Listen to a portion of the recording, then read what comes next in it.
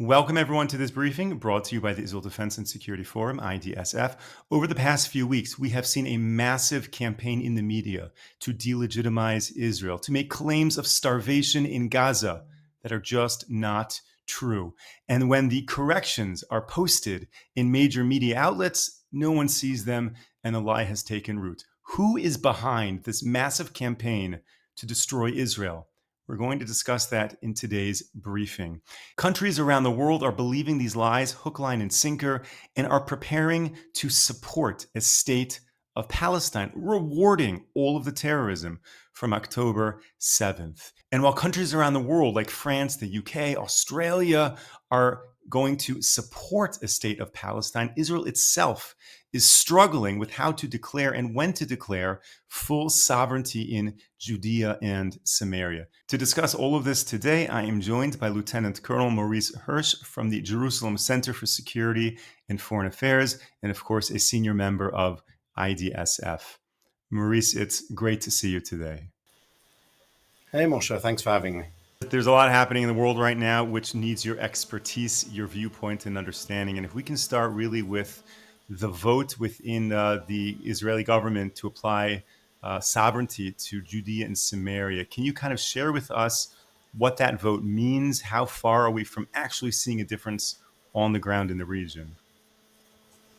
So the vote that was taken last week, and I think maybe now a week and a half ago, was mostly declarative. That has to be understood as an expression of support for the notion of applying Israeli sovereignty to Judea and Samaria. It has a very substantial background. And with your permission, let me just touch upon the background very, very quickly. It's a little bit of history, but it's required. We go back all the way to World War I.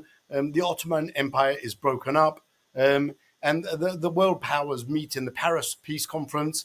And there they decide that they're going to set up a new state. This new state will be called Palestine. The sole goal of Palestine will be to be the national homeland of the Jewish people. That's a very clear document that appears in that conference, and it's a very clear statement of recognition of Israel's historical right, or the Jewish people's historical right to the land of Israel. Palestine at the time isn't defined. It includes not only what is Israel today, from the Jordan River to the Mediterranean Sea, but also Transjordan, the other side of Palestine. Over the next period of time, there are some discussions. In San Remo, 1920, the world powers get together again, and they again approve this idea of creating the state of Palestine. The British already are moving uncomfortably in their chairs, let's say that, because they'd already promised, not only in the Balfour Declaration, a state to the Jewish people, but also had promised some type of statehood or entity to the Hashemites.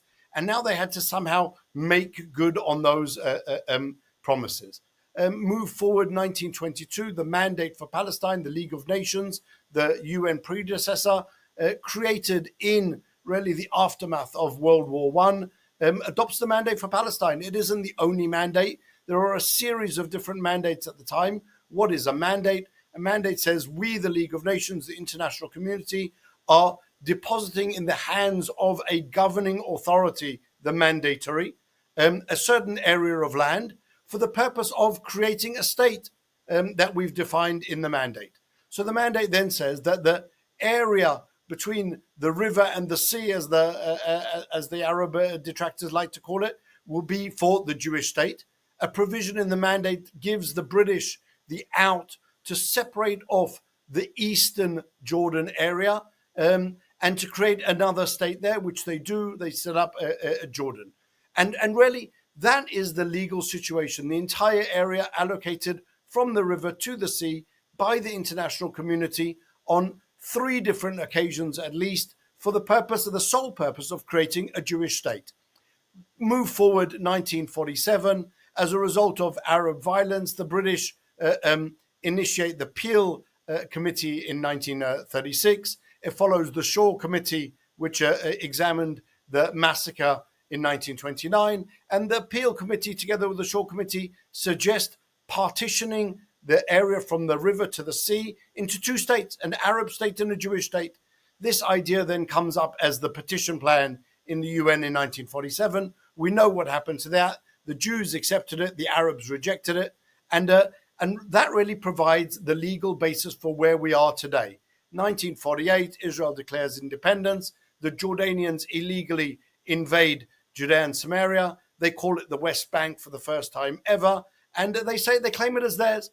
No one recognizes that claim of Jordan, and the Jordanians really are requested to leave. You'll see that during that period, 1948 to 1967, no one ever discusses the idea of creating a Palestinian state. Well, why not? Jordan was controlling Judea and Samaria. Egypt was controlling the Gaza Strip. They could have created a Palestinian state. They decided not to because they themselves didn't recognize the existence of a defined, separate Palestinian people who should be entitled to a state. Jordan claimed all of Judea and Samaria and said it's basically ours. And so once the petition plan was rejected, that was really the only opportunity to change from the mandate in the newly constituted United Nations. And so we have this situation where Jordan illegally invades Judea and Samaria, takes away a piece of land which should have been part of the Jewish state. And so at the time, Israel's government is faced with a dilemma. How does law work on a general level? Law is applied to the area over which you have control, over which your country has sovereignty. Our eastern border was very fluid. We didn't really have a border, and we don't really until this day. All we had was the green line, this imaginary line drawn in 1949 as part of the armistice agreements. And so what Israeli law said in 1948 is that Israeli law will be applied to any area of the land of Israel which the Minister of Defense designates as being part of Israel. That left a lot of flexibility. It left an opportunity to apply the law into ever-changing areas, but simultaneously provided really the answer for your question. How do we now move about applying Israeli law to Judea and Samaria?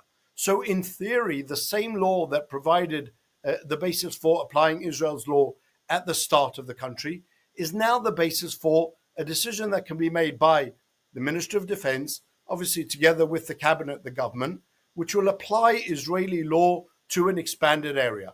This was done, for example, in 1967 after the Six-Day War, when Israel liberated the wider Jerusalem area and then applied its civilian law to those areas. And that really is the option that is on the table today.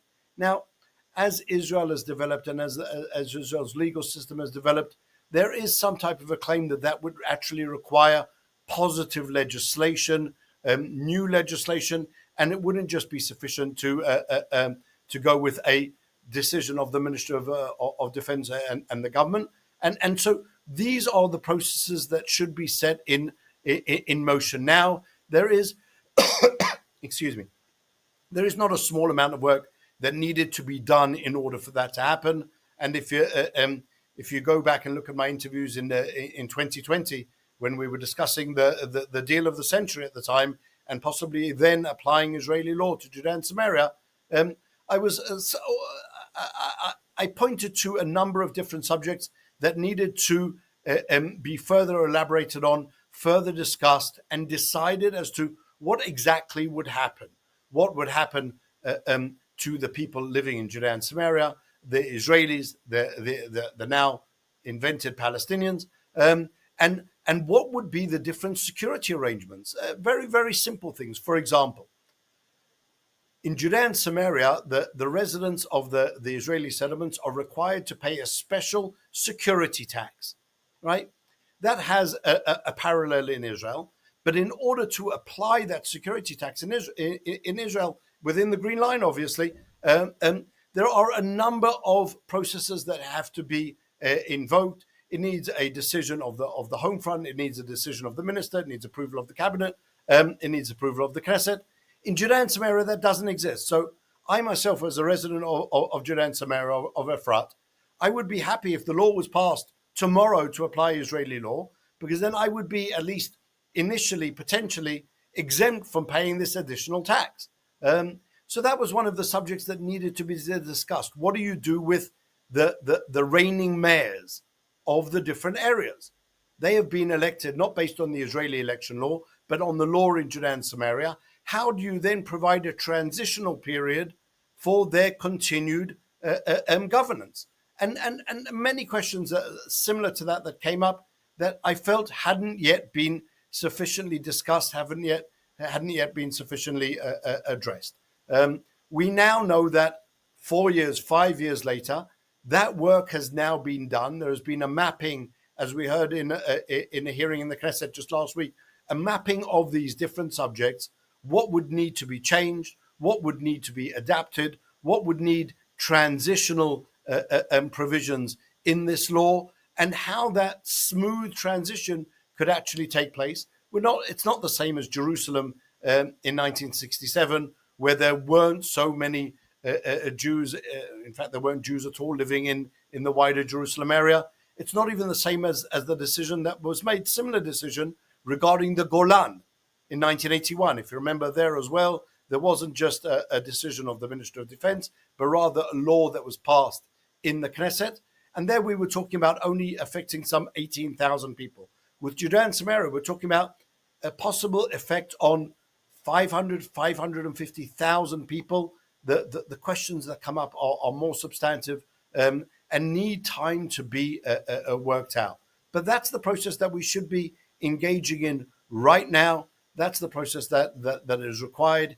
If Israel wants to guarantee its security long term, then that's really the process that we need to finalize and make those decisions, I would suggest, sooner rather than later.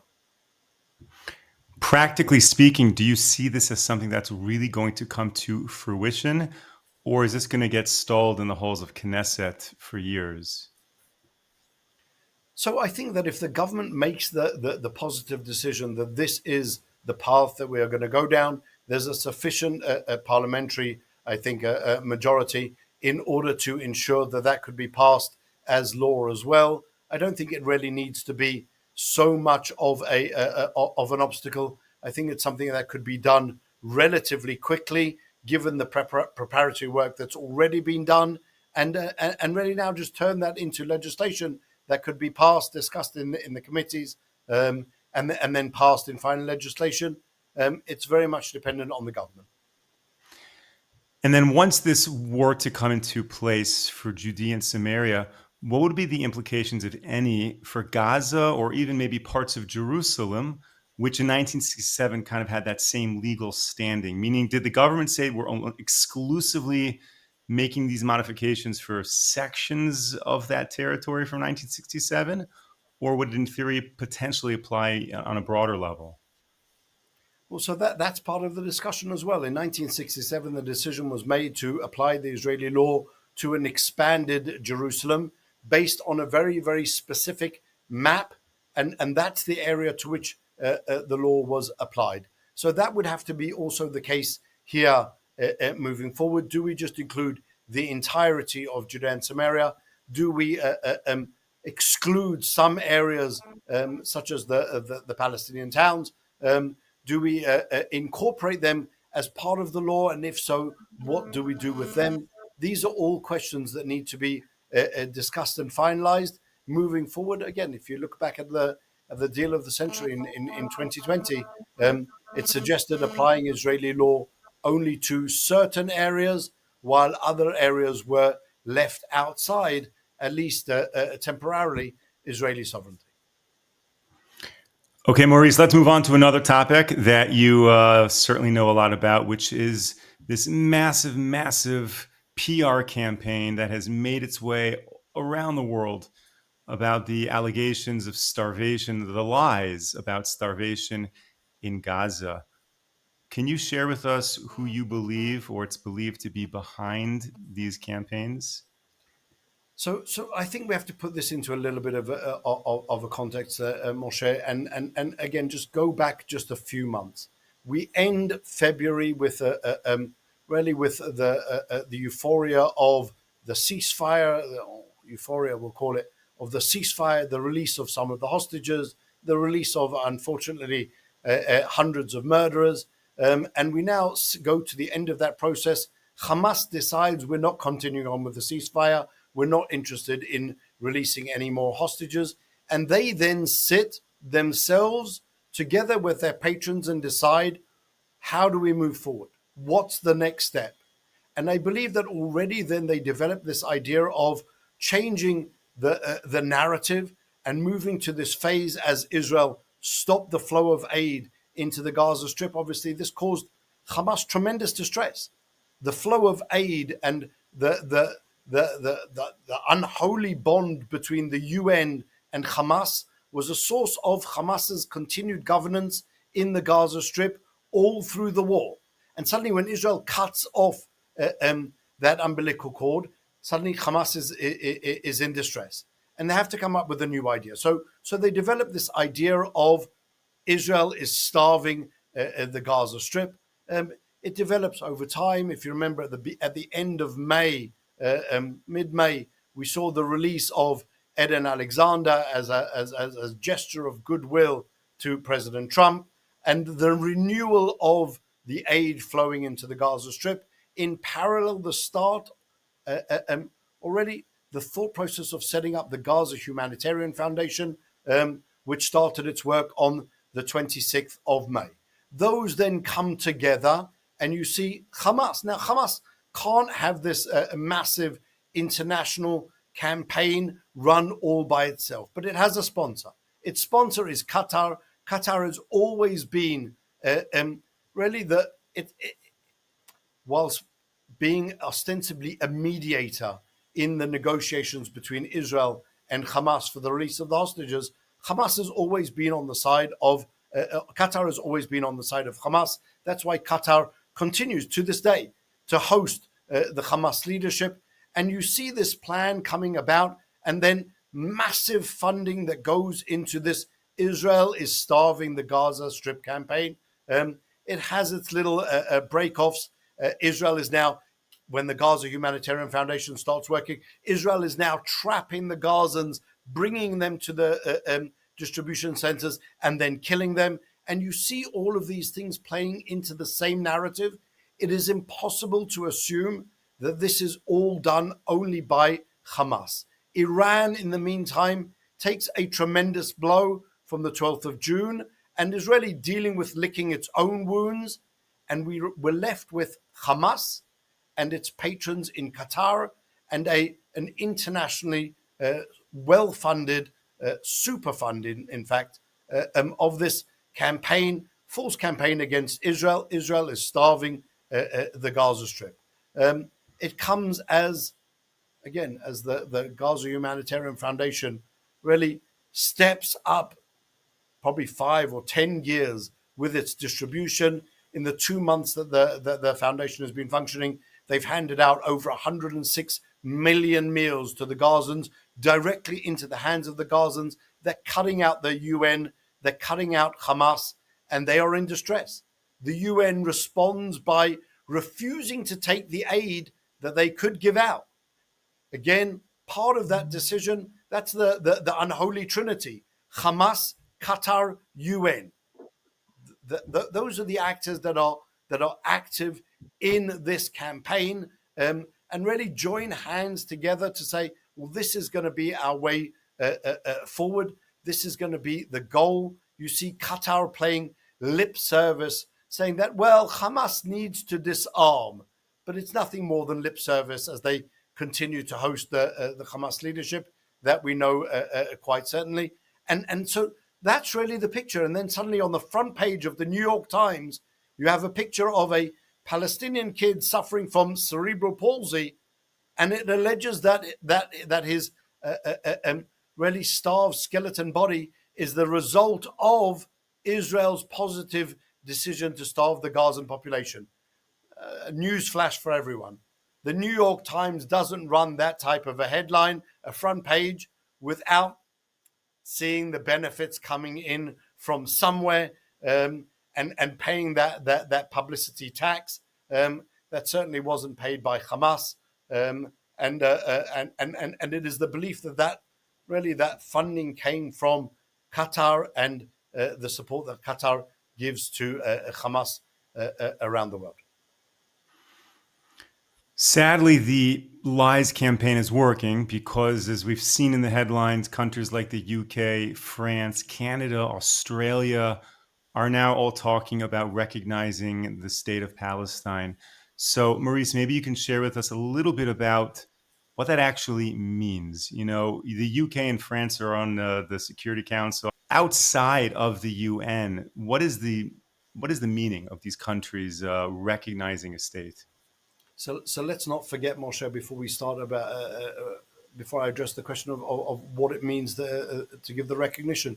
Let's not forget that at the same time as Hamas, Qatar, and the UN were developing this starvation narrative campaign, Macron was planning to hold the high level international conference regarding the recognition of the state of Palestine. It was pushed off because of the war with Iran, but that was part of the equation.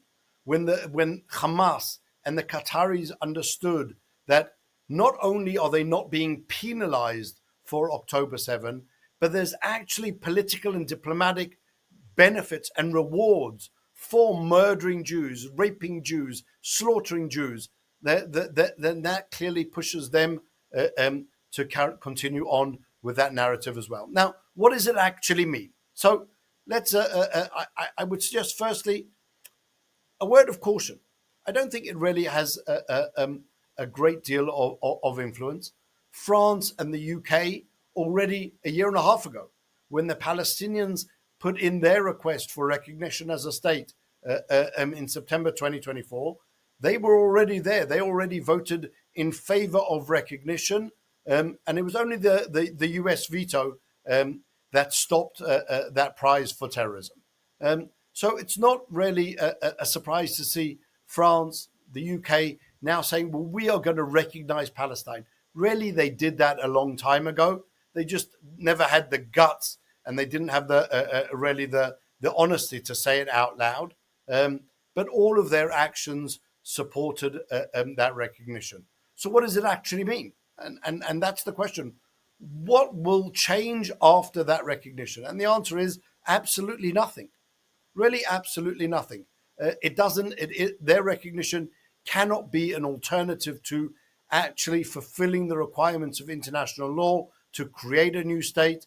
The U.S. veto, for as long as it exists, will still be an impediment to recognizing the state of Palestine in the UN, and so nothing really will change. The UK will possibly upgrade the diplomatic representation of the Palestinians in the UK, but really nothing more than that. And if you look at their statements really do expose the fraud of their recognition. They don't say what territory this state of Palestine will occupy. They don't say exactly what the governance will be. Will it include Gaza? Will it not include Gaza? Every time the Palestinians have asked to be recognized as a state in the UN, there's a committee in the UN that really does consider applications like that. And they've always said, well, how can we say there's a state of Palestine that includes Judea and Samaria and the Gaza Strip? Because the body asking for recognition, the PLO, doesn't control the Gaza Strip. So if they didn't control the Gaza Strip before October 7, they certainly don't control it now. So what recognition or what country are they actually recognizing? What are its borders? Are they saying that Jerusalem is now part of the Palestinian state? That's something which obviously is these are subjects that needed to be discussed and really clarified, but they're taking the populist, easy route to placate their domestic, ever radicalized populations, and rather than actually adhering to international law. And herein lies the danger. If you can just ignore international law, which is what they're doing, and declare new states, then this could potentially give rise for every separatist movement in the world to say, well, you know what? We also want recognition. You apparently don't need to have borders. You don't need to have effective governance. You don't need to have any of these other requirements of international law. So why only the Palestinians? What about the Basques, the Catalonians? And really, you could draw up a long list of these separatist movements that should now come along and say, well, if you're recognizing Palestine, then you should recognize our imaginary states as well. As I've said, they might just as well have recognized Narnia or Leverland. It's about the same effect. Connecting this issue to our previous discussion, Israel declaring sovereignty in Judea and Samaria, does that dramatically change these countries' ability, so to speak, to declare a Palestinian state if it's in an area which is no longer occupied, but rather it's part of the sovereign state of Israel? So this is exactly what I've been arguing already now for many, many years, that the ability of these other states to come along and say, you know what, we're recognizing the state of Palestine is a result of inaction in Jerusalem. As long as Israel's government failed to clearly state that Judea and Samaria in its entirety or whatever portion of it is part of the state of Israel, well, if it doesn't belong to you and you're not claiming it, well, then possibly it belongs to the Palestinians. And so, really, applying Israeli law would say, this is ours, this is our sovereign territory, no one is going to take it. We will not allow another state to ever be created in this area. And that's something that we should have done years ago, not as a result of the terrorism, not as a result of the October 7 massacre, but rather because it is our historical right, it's our legal right, and it's something which should have been implemented in order to avoid all of these questions. It should have been done in 1967, but then it was again forestalled with this notion of the Oslo Accords. The Oslo Accords have failed. We need to declare their death and really act on what is our national state interest, which is taking Judea and Samaria, declaring it as ours, and applying our law to Judea and Samaria, so that there's no more questions that can be raised as to what does Israel think about Judea and Samaria. And as you mentioned in the beginning, that in 1948, Egypt took control of Gaza, Jordan took control of Judea and Samaria, and the Palestinians didn't say, let's create a state. It was off the table because someone took ownership. So we should at least feel ownership over our land as much as Jordan and Egypt did at that time. Exactly right. Lieutenant Colonel Maurice Hirsch, it's always a great pleasure to speak with you. Thank you so much for sharing all of this. Thanks, Thank you to all of our viewers and supporters for tuning into this briefing. We will be back with you tomorrow, 10 a.m. Eastern Time, 5 p.m. here in Israel. Until then, stay safe, stay strong. Take care, everyone.